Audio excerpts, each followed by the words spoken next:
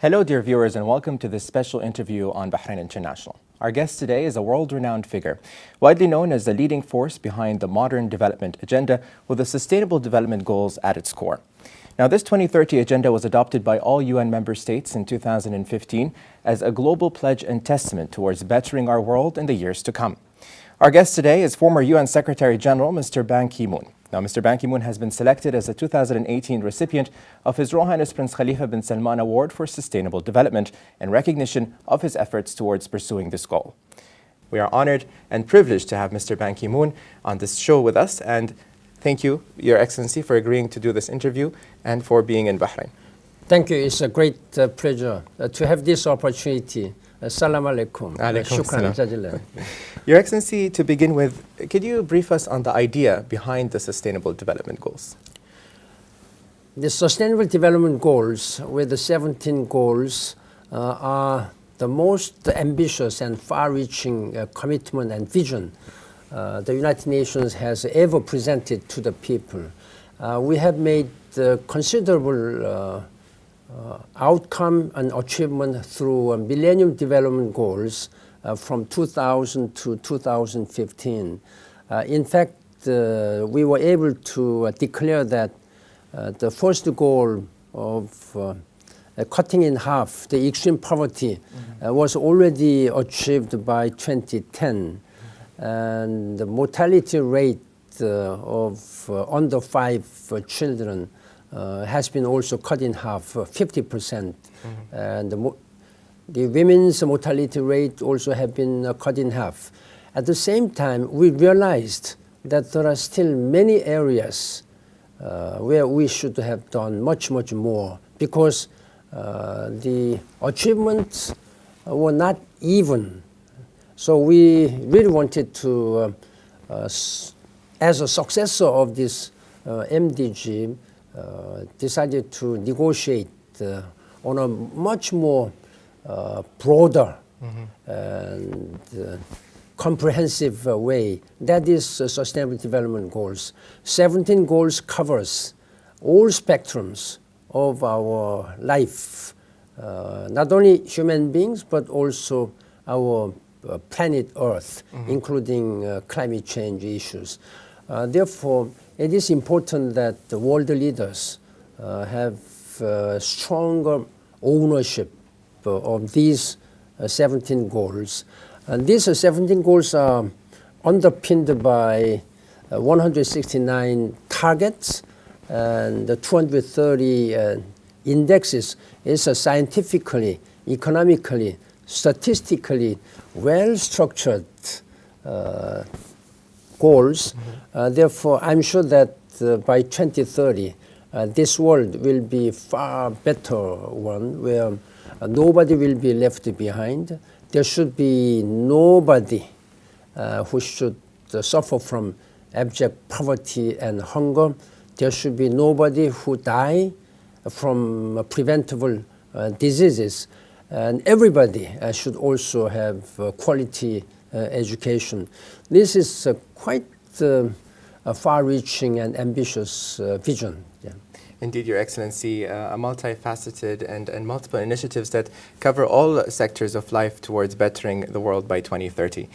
Your Excellency, congratulations are in order for receiving the 2018 Prince Khalifa bin Salman Award for Sustainable Development. In your opinion, how does this award help in the implementation of these goals, and what does the award mean to you?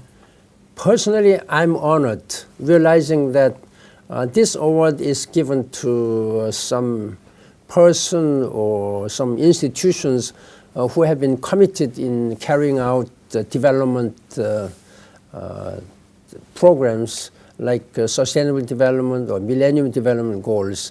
But as Secretary General of the United Nations until 2016, I can proudly tell you that I have done something, but there should be many, many more people who have done much, much more. So in that regard, I feel very much humbled.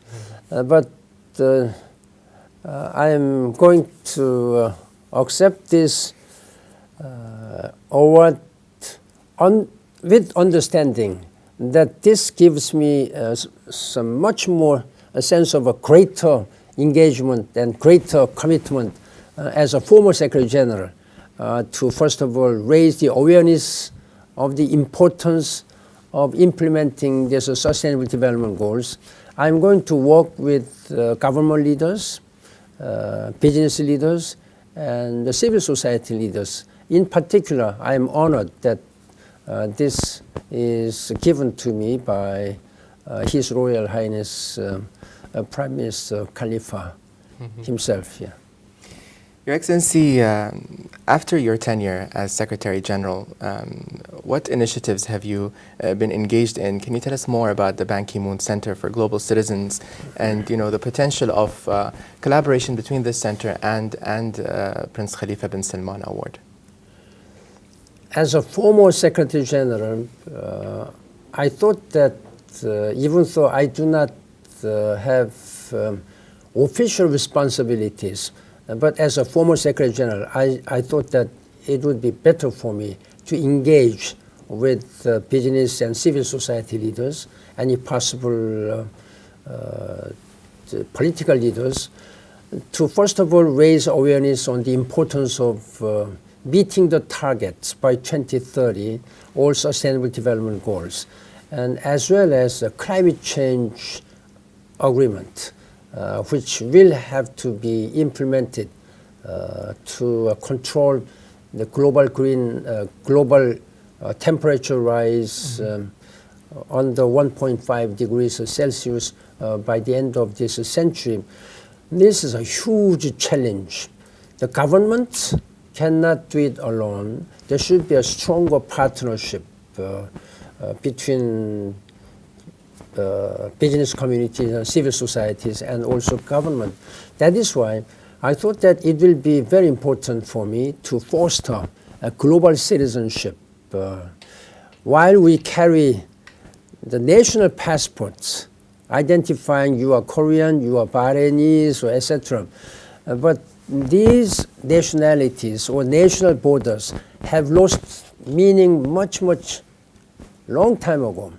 So we are just one of the global citizens. We are living in a very tightly interconnected world, small world, with particularly transformative development of science and technology, transportation, communication. Just whatever we do now here is just transmitted within a fraction of a second to the end of the world. So we cannot claim that we are a citizen of a certain country. We are citizens of this global community. That's why I established a Ban Ki-moon Center for Global Citizens. It's very important. We empower women and empower youth and empower those people who are otherwise not given full support. I hope that the Bahraini people and government will also work together with the Ban Ki-moon Center, and I'm very much looking forward to working in closer partnership with the Bahraini government. Yes. Your Excellency, you have visited Bahrain before, and we're always happy and glad to have you in the kingdom. How do you assess and evaluate Bahrain's initiatives towards obtaining and achieving the Sustainable Development Goals?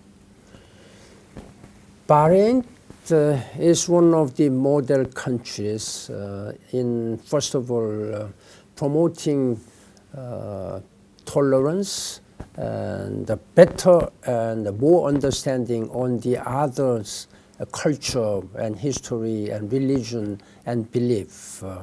So you have always been practicing this one by example. And when it comes to social economic development, through these social inclusive policies, you have been engaging with not only Bahraini people, but many people who take Bahrain as their home for whatever purposes, job opportunities or travel or tourism, etc. In that regard, I highly commend the leadership of His Royal Highness Prime Minister, as well as a vision of His Majesty King Mohamed for far-reaching and inclusive and tolerant way of governance. For example, there's a health coverage is given to older people, and there is not much discrimination. The main reason I'm here is to participate the first GCC Health Forum. This is a very important one in implementing Sustainable Development Goals. This target goal number 3, promoting healthy society and well-being of our society, that's the backbone of everybody. However ambitious a vision you may have, when people are not healthy, when society is lacking policies for well-being of people and society, then nothing can be done. In that regard, this is one of the cross-cutting issues of the Sustainable Development Goals. I know that the Bahraini government has been investing a lot of attention and priorities in particularly more than 35% of national GDPs are now being given to education and health issues and other good governance and urban societies. This is quite the exemplary model for which I hope that other countries will also emulate. This will be a very good example. Yeah. Your Excellency, indeed, actually, one of the reasons, or the main reason, like you said, of your visit to Bahrain is because you're participating as a keynote speaker in the first GCC Health Insurance Conference and Exhibition. And like you rightly said, Bahrain, and we're proud of this, is adopting a national social health insurance program to help better the quality of health services, which, like you said, is important for achieving especially SDG 3, which is ensuring healthy lives and promoting well-being.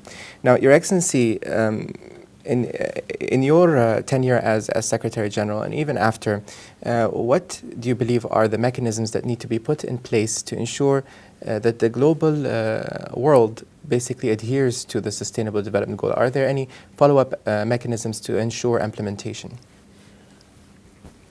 At this time of our world where we are living in, I am deeply concerned about all these changes are now taking place. Some political leaders are now erecting walls rather than building bridges among people. There are not much importance of national borders, and we are all in this together. If we really want to promote our world full of prosperity and reconciliation, harmony, harmoniously living together with our nature, then we have to pool all our wisdom and resources together. In that regard, I hope the GCC countries who are much more well-to-do than other countries, more resources, and more tolerant, then could show some good examples to other people of the other regions.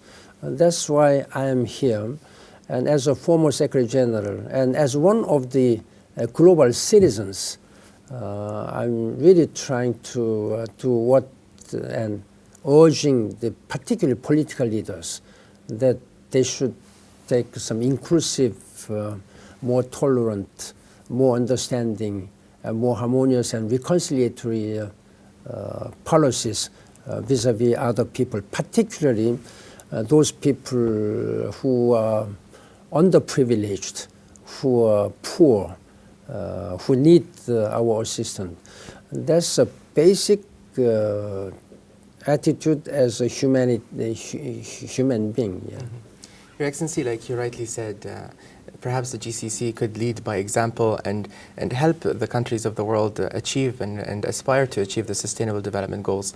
Do you think that this makes the His Royal Highness Prince Khalifa bin Salman Award perhaps a driver and an initiative to help those nations and personalities towards obtaining these goals? I think this will give a good message. Award or prizes are sometimes some symbolic, but symbolism matters a lot. True. Then why this kind of award has been created and to whom this is given, this will give some good message to other people. It is important to respect and understand more about the others because we are living in this very small world in 21st century. While at the same time, I'm concerned that some political leaders who should really lead by example, looking inward, more inward to their own people, nationalism or protectionism, erecting walls against the people who really want to migrate, move around the world for better opportunities. This is a natural tendency, human tendency to look for a better world. Mm-hmm. So unless all political leaders of our world show some sense of unity and exercise more compassionate leadership, rather than passions. Many political leaders, they have passion for their political success and for their own people. But at this time, we would like to see more compassionate leaders for our better future. That is basically why I established this Ban Ki-moon Center for Global Citizens. Largely, people are lacking global citizenship. They only think about their family, their community, their country, their companies. But at this time, in the 21st century, we should look beyond your own community, your own country. That has been my consistent message. This message should be much more given to more young people, and particularly women, so that we can fully utilize the potentials of youth and the women. That will be my continuing priority as a former Secretary General. Your Excellency, perhaps on an ending note, you have sent very important messages in the interview today. If we are to conclude with a final global message that you want to deliver to our viewers, what would it be? The United Nations have presented many good visions, including Sustainable Development Goals and Agenda 2030, as well as climate change, which was adopted in Paris in 2015. I feel proud as former Secretary General that all these two important visions were adopted and presented to the world. Now, it's implementation. That is what we expect from the political leaders and business leaders in closer partnership, stronger partnership with the civil society to make sure that all the people in this world, they can live more harmoniously in a more prosperous community. Let us make sure that nobody is left behind in this 21st century by fully implementing these visions. Your Excellency, thank you very much for your time, and congratulations again for the Prince Khalifa bin Salman Award. It has indeed been a pleasure to have you here with us for this interview. Thank you. Shukran jazilan. Thank you so much. Kamsahamnida. Dear viewers, our guest today was former UN Secretary General Mr. Ban Ki-moon, the leading force behind the Millennium and Sustainable Development Goals. We thank His Excellency for his time and congratulate him on receiving the Prince Khalifa bin Salman Award for Sustainable Development. Until next time, goodbye and God bless.